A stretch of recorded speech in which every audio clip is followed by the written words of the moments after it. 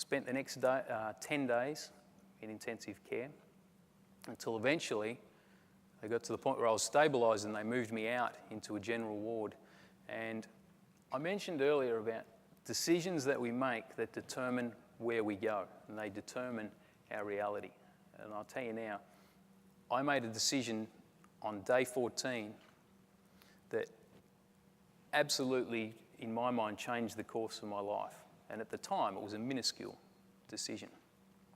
I had a physiotherapist come into my room and introduce me to a thing called the incentives parameter.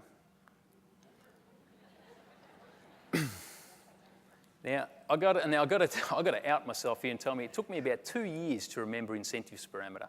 In Australia, we call it a Tri-Flo meter, which is probably a brand name here in Canada as well, I don't know, but we just don't like to call anything by its normal name, so we call it a Tri-Flo.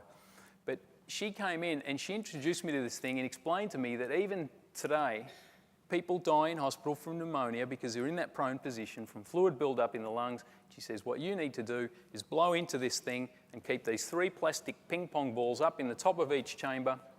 And I'll tell you what, no sooner has she finished explaining this to me, I took that thing and I decided right there and then I was going to be the incentives parameter champion of the universe. And I'll tell you why.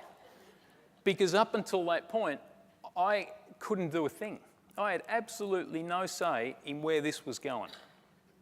Right? I couldn't even roll over in bed. I had people come and roll me with a broken pelvis while they changed the sheets under me. I tell you, I had no say whatsoever. To be able to play a role in where this was going to go, I just grabbed it with both hands and ran with it, so to speak. Now think about it. When she explained that to me and handed me that thing, I could have looked at it and gone, great.